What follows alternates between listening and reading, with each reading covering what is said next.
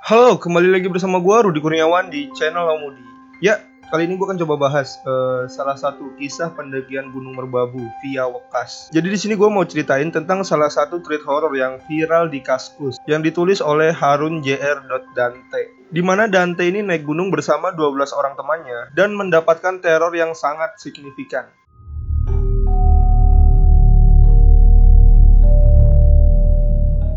Dante tinggal di sebuah kota pinggiran Jakarta. Dante ini orang yang suka nongkrong di warkop bareng temen-temennya. Waktu lagi nongkrong di warkop, Dante ini punya temen yang namanya Jiung. Terus si Jiung usul, "Teh, gimana kalau habis lebaran kita naik gunung?" Dante dan teman-teman lainnya itu merasa sepakat dengan usul si Jiung karena bosen juga nongkrong di warkop terus. Akhirnya mereka nentuin tujuan, yaitu ke Gunung Merbabu. Karena Dante punya kenalan di Jawa Tengah yang berpengalaman di gunung itu. Karena dari kelompok tersebut yang paham dunia pendakian cuma si Dante, Dante nyiapin segala sesuatunya, mulai dari sewa alat, tiket kereta, dan lain-lain. Pada tanggal 16 Juli mereka berkumpul di stasiun Pasar Senen. Pukul setengah 12, akhirnya kereta berangkat menuju stasiun Lempuyangan Jogja. Dan mereka sampai di Jogja pukul setengah 9 malam. Keesokan harinya, mereka melanjutkan perjalanan menuju Terminal Jombor menggunakan bis Trans Jogja.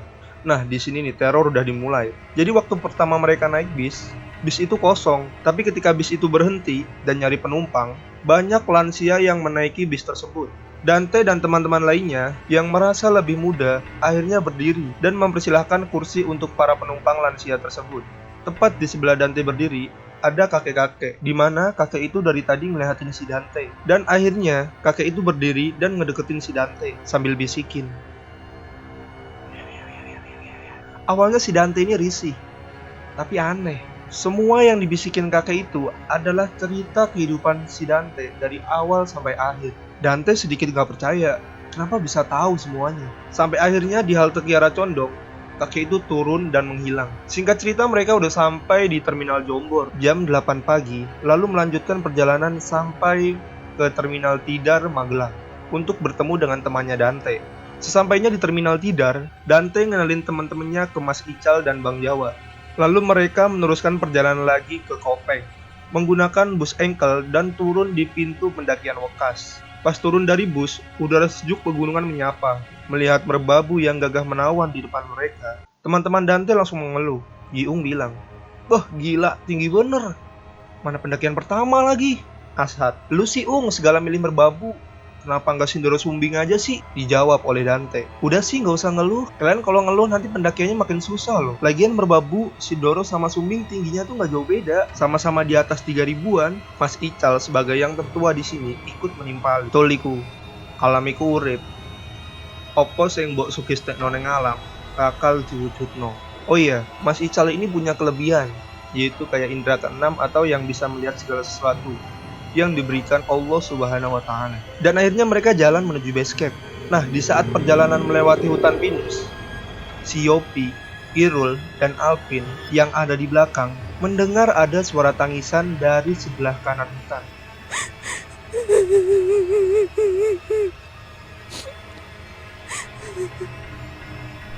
Padahal bagian kanan dari hutan tersebut adalah jurang. Cukup lama mereka jalan hingga akhirnya sampai di base camp Pak Andre di ketinggian 1900 meter di atas permukaan laut. Mereka lalu mandi, makan, dan beristirahat agar esok hari badan dan kondisi mereka itu kembali menjadi lebih fit lagi. Waktu subuh tiba, Dante membangunkan teman-temannya untuk sholat. Setelah sholat, mereka keluar rumah untuk melihat pemandangan. Cuaca masih begitu gelap, dan ketika mereka melihat ke atas, sekilas ada bayangan hitam terbang tepat di atas mereka. Ibat, Alpin, dan Dejan langsung lari ke dalam rumah. Sedangkan yang lain cuma bisa bengong. Karena nggak mau teman-temannya ketakutan, si Dante langsung bilang, "Ini cuma ilusi optik aja mungkin. Lihat aja tuh. Matahari kan udah mulai nongol." Tapi disautin Mas Ical dari belakang, "Kuwi udah ilusi optik kok. Sing mbok tonton iku bener makhluk ini sing ono neng pos bayangan siji." Dari sini Dante udah mikir bahwa ada yang gak beres dan udah ngerasa pendakian kali ini akan lebih horor dari pengalaman Dante sebelumnya, di mana si Dante melihat dengan kepala matanya sendiri sesosok kuntilanak tanpa mulut di pos 6 Cikuray. Akhirnya mereka siap untuk memulai pendakian. Kira-kira pukul setengah 8 pagi, mereka membagi posisi. Mas Ical sebagai leader, dan Dante sebagai sweeper. Mereka melewati rumah-rumah warga, batu yang disusun menjadi jalur, hingga akhirnya bertemu dengan vegetasi. Di ujung jalan mereka kaget, karena mereka melihat sebuah kuburan atau makam yang bertuliskan Eyang. Melihat mereka ketakutan, Mas Ical langsung bilang, "Rasa wedi, wong cuma makom." Dan mereka melanjutkan perjalanan lagi. Tapi si Dante ini ngerasa bahwa ada sesosok bayangan yang mengintip dari balik bangunan makam tersebut. Di perjalanan, Dante dan teman-temannya seperti mendengar suara obrolan yang serasa dekat. Tapi begitu mereka sadar, suara itu langsung menjauh, hilang, dan pergi begitu saja. Sampai akhirnya, di pos 1 pohon tumbang, Ojan melihat nenek-nenek dan pingsan. Sigap Mas Ical lalu nyamperin si Ojan, lalu merafalkan bacaan-bacaan, dan si Ojan langsung sadar. Waktu Dante mau deketin dan nanya ke Mas Ical lanjut berjalan begitu aja. Di jalan teman-teman Dante banyak terlihat hal di luar nalar yang gak masuk di akal. Mulai dari kijang emas, harimau putih, dan monyet yang gak berbuntut. Setelah 4 jam perjalanan, mereka tiba di pos 2 Wekas. Di pos 2 ini, Dante terpana dengan punggungan yang berada di sebelah pos kanan tersebut. Dante jalan-jalan di pos 2 dan menemukan jurang di mana Dante tambah terpesona karena ada air terjun yang begitu indah. Tiba-tiba Mas Ical bisikin Dante dari belakang, "Iku curuke panggon atus kuntilanak." Dalam hati Dante bilang, "Ya punya kelebihan sih kelebihan mas, tapi nggak gitu juga kali." Singkat cerita, tenda udah dipasang. Mas Ical sebagai leader membagi tugas nyari kayu buat api unggun nanti malam. "Ayo golek kayu bakar jinggo bengi. Suhune iso nganti 0 derajat soalnya. Oh iya, tak oling ya. Ojo mateni utawa njabut taneman sing isih urip." Lalu tim dibagi menjadi 3. Kelompok 1 Jiung, Asad, dan Ibad. Kelompok 2 Alpin, Ojan, dan Irul. Kelompok 3 Dante, Pi, dan Doble. Setelah selesai Dante nyari kayu, mereka balik lagi ke tenda. Dan tim lain ternyata udah sampai. Tapi anehnya si Ojan menggigil dan dideketin sama Mas Ical sambil memegang tengkuk Ojan dan melakukan tarikan goib. Mungkin tarikan goibnya kayak gini. Dan Ojan pun langsung tertidur. Diketahui si Ojan menggigil kedinginan karena Ojan telah mencabut dahan kayu yang masih hidup, di mana tempat itu adalah rumah buat siluman monyet. Anak-anak yang mendengar pun makin takut dan parno. Waktu terus berjalan, udara makin dingin, kabut pun mulai turun. Jarak di sekitar tenda mulai menipis. Lalu mereka masuk ke tendanya masing-masing. Suara azan terdengar dan mereka pun mulai sholat. Waktu sholat di dalam tenda, mereka merasa tenda mereka dilempari pasir dan kerikil kecil dari luar. Waktu dicek di luar, ternyata nggak ada siapa-siapa di sana. Untuk memecahkan suasana, si Dante usul buat keluar tenda lagi untuk ngopi dan ngerokok-ngerokok. Dan teman-teman di tenda lain juga keluar saat itu. Mereka di luar ngerokok, ngopi, dan bersenda gurau hingga tertawa terbahak-bahak. Sampai akhirnya mereka berhenti karena ada suara tawa perempuan yang ikut tertawa bersama mereka.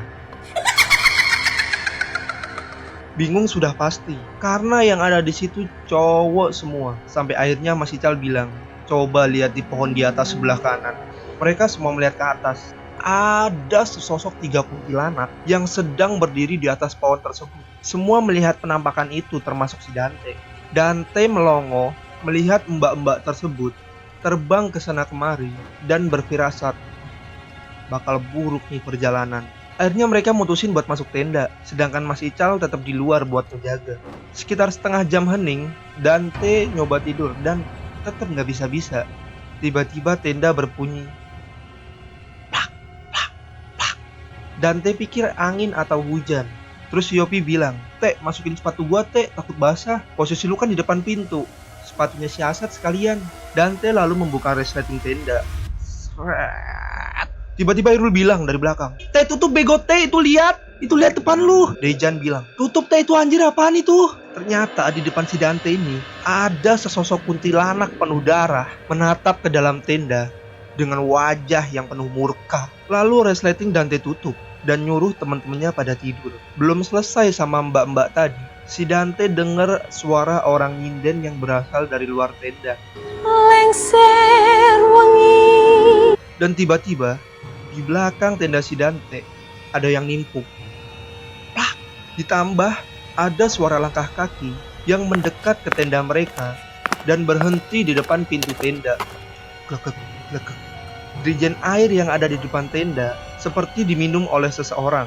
Di situ Dante mikir, apa ya salah kita sampai diganggu kayak gini? Gangguan demi gangguan terus berdatangan. Mulai dari suara mbak-mbak yang ketawa, kepala si Dante didorong dari luar tenda, dan hal yang gak masuk di akal. Sampai akhirnya mereka bisa tertidur lelap dan terbangun pukul jam 2 pagi.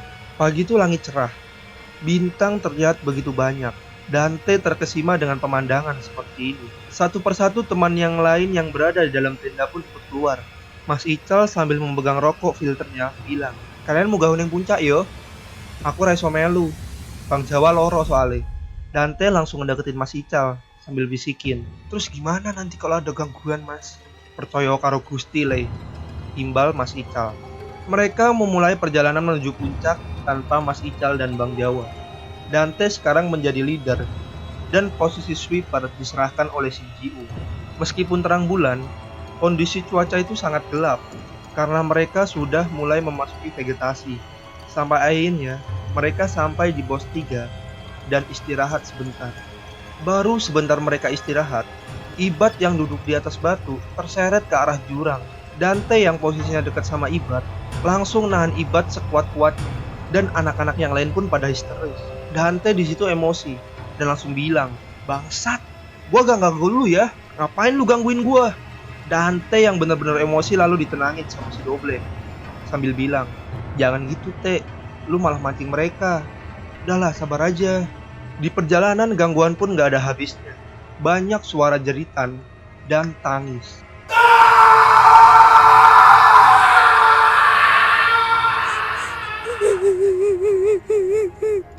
Tapi mereka masih terus berjalan tanpa menghiraukannya. Singkat cerita, mereka akhirnya sampai puncak Syarif. Semuanya nangis terharu, terutama si Dante. Dante seneng banget bisa bawa teman-temannya sampai ke puncak.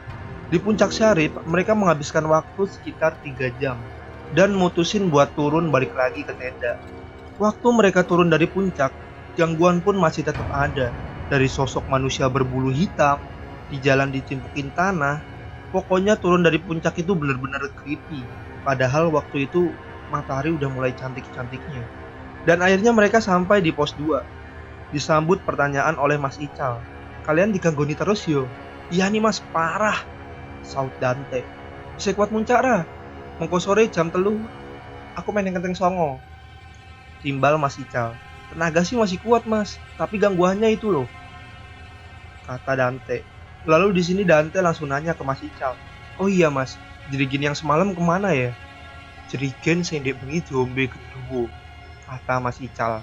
"Kenapa sih mereka gangguin kita terus Mas?" Dante bilang gitu. "Aku ya lagi golei, jane nyapo kok rawes wis." Waktu lagi ngobrol sama Mas Ical, tiba-tiba satu tenda rubuh. Bruk, lalu didiriin lagi tendanya sama si Dante. Dan Dante masuk ke dalam tenda, sekaligus kesel. Kenapa sih bisa seintens ini gangguannya? Baru mikir gitu, tiba-tiba tercium aroma bau busuk.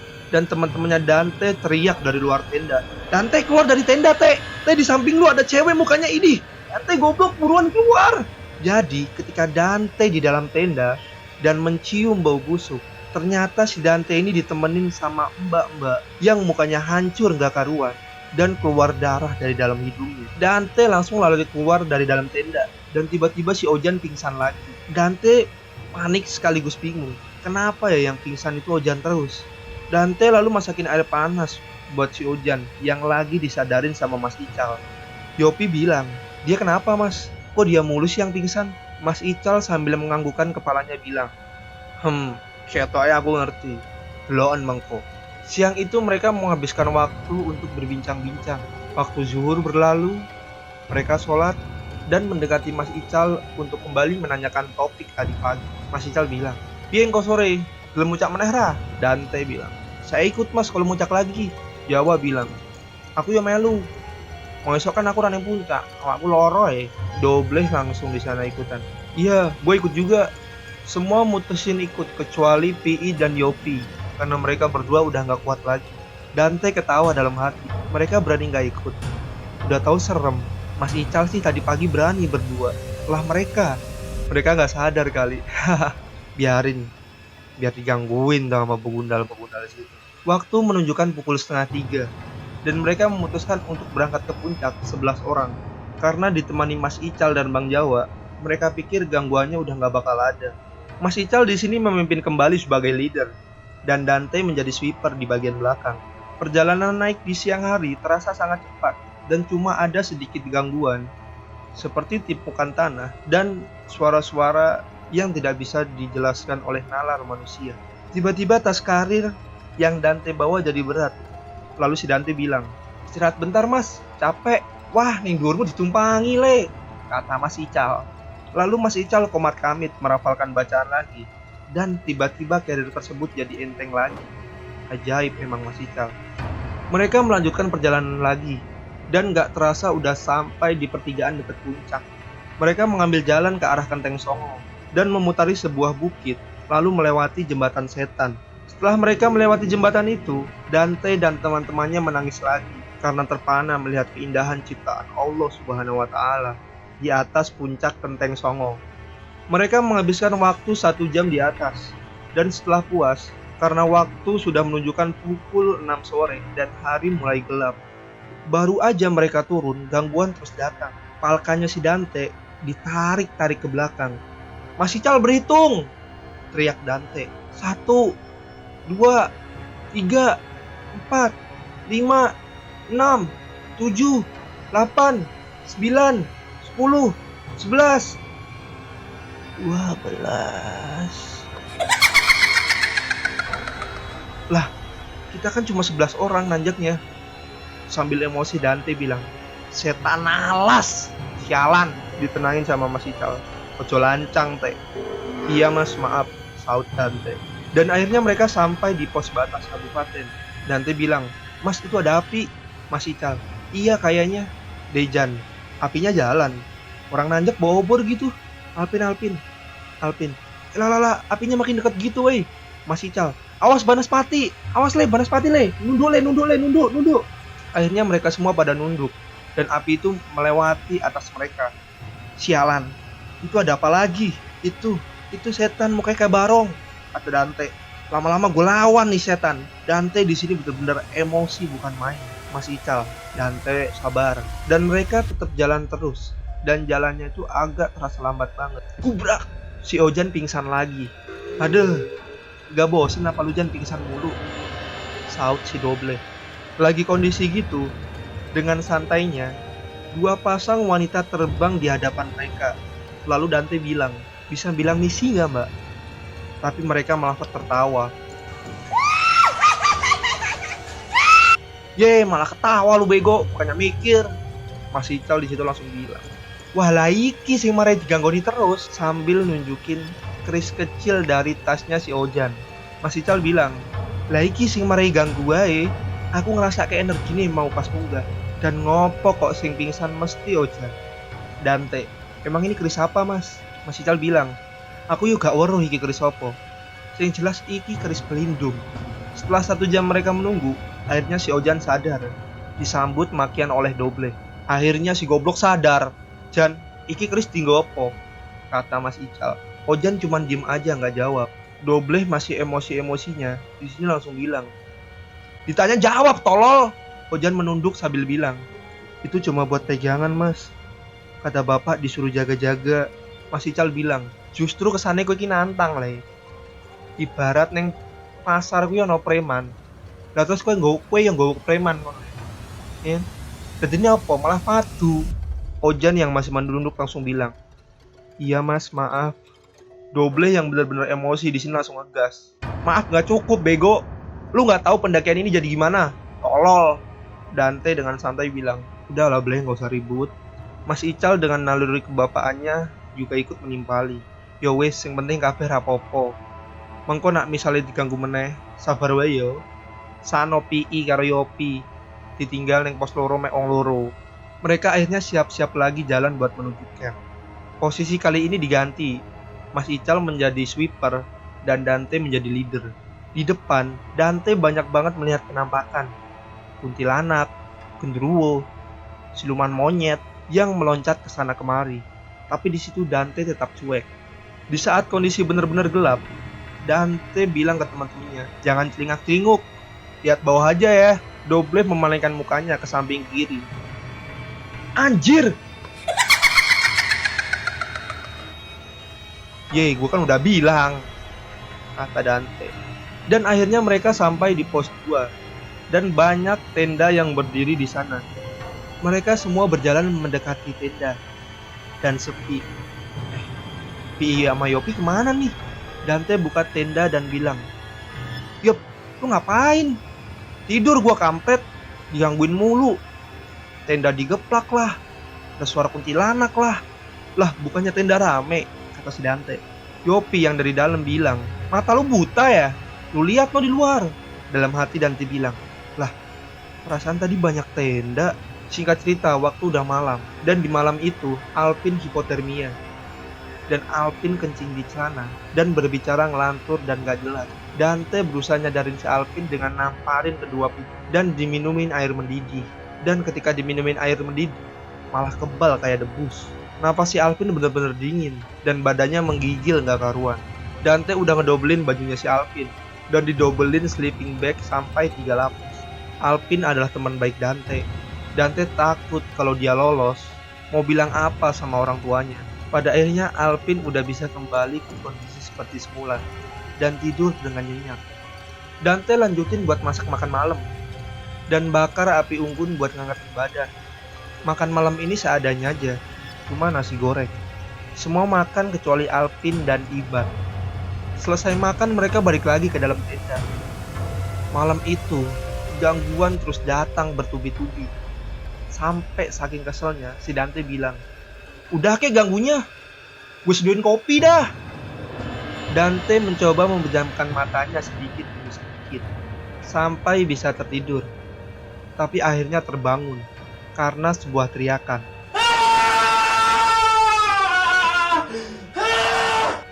Si Ojan teriak dari dalam tenda, dan sepertinya Ojan menjadi sasaran teror para penghuni gunung ini. Dante melanjutkan tidur lagi. Sekitar jam 2 pagi, Dante kebangun dan melihat Yopi yang gak bisa tidur karena malam itu dingin banget dan sleeping bag yang mereka pakai sampai tembus ke dalam. Dante bilang, "Yop, gak tidur?" "Mana bisa tidur gua, Teh, digangguin mulu nih," kata Yopi. Mereka kirain apaan, ternyata si Irul ngorok. Dante lanjut ngobrol lagi sama Yopi tentang kehidupan. Lagi asik-asik ngobrol, suara indah itu muncul lagi. Yopi bilang, "Anjir, suara apaan itu? Pakai nanya lagi lu, yang suka ketawa apaan?" Kata Dante. "Udah amat ah, gue tidur lagi aja." Anjir, gubrak. Ternyata tenda yang ditempatin Mas Ical dan Dobleh rubuh. Dante dan Yopi yang beda tenda akhirnya keluar buat ngeliat, sekaligus bantuin diriin tenda. Dante ngambil senter lalu ngarahin ke tenda mereka. Aneh, frame-nya kecabut. Gak mungkin angin yang ngelakuin ini. Orang frame-nya itu tertancap dalam banget. "Walah, kok bisa ya frame-nya kecabut?" kata Dante. Yopi bilang, "Kalau orang juga gak mungkin, Teh. Soalnya cuma kita yang ada di sini." Sambil menuju ke atas pohon, si Ojan teriak dan kaget. "Astagfirullah, itu apaan?" Doble sambil ngeliat ke atas bilang, "Gak ada apa-apaan sih. Mampus lu. Emang enak ditongolin, biar dimakan lu sama setan di sini." Mas Ical nimpali. "Doble, kowe ojo ndongakne ngono. Ya wis Jan, tenang wae. Salahmu dhewe kan penggawa jimat barang." Ojan cuma nunduk. Dante bangun lagi itu tenda, dan dengan bantuan yang lain, tenda itu akhirnya kelar juga dan berdiri lagi. Lalu mereka masuk ke dalam tenda lagi, kecuali si Yopi, Mas Ical, dan Dante. Dante masak kopi di luar buat ngangetin badan, karena kondisi dingin saat itu agak ekstrim. Lalu Dante nanya ke Mas Ical, "Mas Ical, sampai kapan kita diganggu gini ya? Tadi tenda yang Mas tempatin rubuh karena gangguan goib kan?" Yopi menimpali pertanyaan Dante. "Iya Mas, sampai kapan? Besok kita turun, tapi gue ngeri ada yang diikutin sampai Jakarta, atau malah ada yang gak dikasih pulang sampai rumah." "Tenang wae, paling mek diganggu tekan base camp. Mereka penghuni asli kene. Gak mungkin disotakan Jakarta," saut Mas Ical. "Tenda karena gak kuat kedinginan." dan tinggal Mas Ical dan Dante yang ada di luar. Mas Ical nanya ke Dante, "Teh, gue ketemu karo kakek-kakek nang Jogja."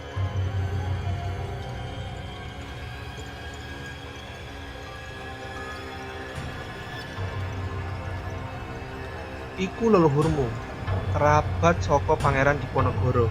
Pangeran, kerabat lan pasukane sik melarikan diri ning daerah Purworejo nganti tekan Kebumen. Kowe lahir nang Purworejo kan?" Dante bilang, "Iya mas, kok tahu saya orang Purworejo? Dan tentang silsilah keluarga sendiri, saya aja nggak tahu apa-apa mas." Sical bilang, "Aku ngerti sekolah leluhurmu. Pas neng basecamp Pak Andre, saurunge kue turu, leluhurmu iku teko nemoni aku." Dan setelah obrolan itu, akhirnya Mas Ical masuk tenda. Dan Dante juga balik lagi ke tenda buat melanjutin tidur. Keesokan harinya, matahari terasa silau di mata yang masih terpejam. Dante buka mata, udah terang. Tenda udah kosong, dan pintu udah kebuka. Di luar terlihat teman-teman lain sedang memasak. Muka-muka mereka terlihat ceria, tidak seperti sebelumnya. Semua logistik dimasak akhirnya. Mereka makan bersama pagi itu. Selesai makan, mereka packing dan nyopotin tenda masing-masing. Setelah selesai packing pun mereka bersiap-siap untuk turun. Sekilas Dante melihat ke atas gunung merbabu. "Dirimu begitu indah, sangat-sangatlah indah. Hingga misteri dirimu tidak terlihat oleh pancaran keindahan. Entah kapan lagi kita bertemu. Yang pasti kini aku rindu pada dirimu. Karena dirimu bagaikan sebuah pasangan yang berjarak jauh dan selalu ingin bertemu." Singkat cerita, mereka akhirnya sampai base camp, lalu mencari kendaraan untuk nganterin Mas Ical dan Bang Jawa ke Terminal Tidar. Mas Ical dan Bang Jawa memisahkan diri di Terminal Tidar. Dante benar-benar terima kasih banget sama Mas Ical. Kalau nggak ada dia, apa jadinya perjalanan kali ini? Lalu perjalanan dilanjut lagi, menggunakan bis Ramayana jurusan Terminal Jombor. Dante lebih milih duduk sendiri, dan akhirnya tertidur pulas. Pas bangun, di samping Dante, udah ada kakek-kakek, yaitu leluhur si Dante, yang pernah ketemu di bis Trans Jogja. Dan kakek-kakek itu langsung bilang, "Kamu udah tahu siapa saya. Aku adalah leluhurmu. Kamu udah dapat pengalaman dari perjalanan kamu. Jangan pernah takut untuk melakukan perjalanan, untuk mencari tahu siapa dirimu sebenarnya. Aku akan terus bersamamu, karena darah Kanjeng Pangeran ada dalam dirimu."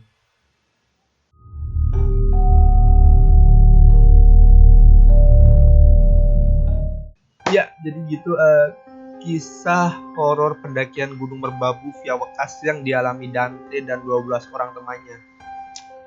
Ya, dari sini sih gue ngerasa tuh kayak kalau ketika kalian naik gunung tuh lebih baik ya nggak usah lah bawa hal-hal yang klinik atau jimat atau pelindung. Ya kalau kalian naik gunung ya niatnya ya hiburan atau tadabbur alam atau ya terserah kalian lah. Pokoknya kalau datang ke rumah seseorang atau kalian bertamu ke tempat seseorang, selalu jaga adab, sopan dan santun baik-baik pokoknya. Jadi dari cerita ini juga gue bisa simpulin bahwa sebuah perjalanan dilakukan bertujuan untuk mencari tahu hal yang seharusnya diketahui oleh tiap manusia, bahwa kita itu kecil. Allah menciptakan kita agar kita terus bersyukur atas karunia-Nya. Contohnya gunung. Dia adalah salah satu ciptaan Allah yang paling indah. Kita bisa menikmati keindahannya. Kita sadar bahwa kita itu sangat kecil, tak pantas untuk sombong. Apa sih yang bisa kita sombongkan? Tujuan dari sebuah perjalanan adalah pulang ke rumah. Jangan pernah takut untuk menjelajah, karena alam seperti ibu. Dia adalah pelarian terbaik saat kita membutuhkan semangat baru. Alam bagaikan guru, mengajari kita banyak hal tentang kehidupan. Dan satu lagi, alam selalu mengerti apa yang kamu butuhkan. Inilah sebuah kisah akhir dari perjalanan pendakian Gunung Merbabu via Wekas yang dialami Dante dan teman-temannya. Gua Rudi Kurniawan, pamit dulu. Thank you.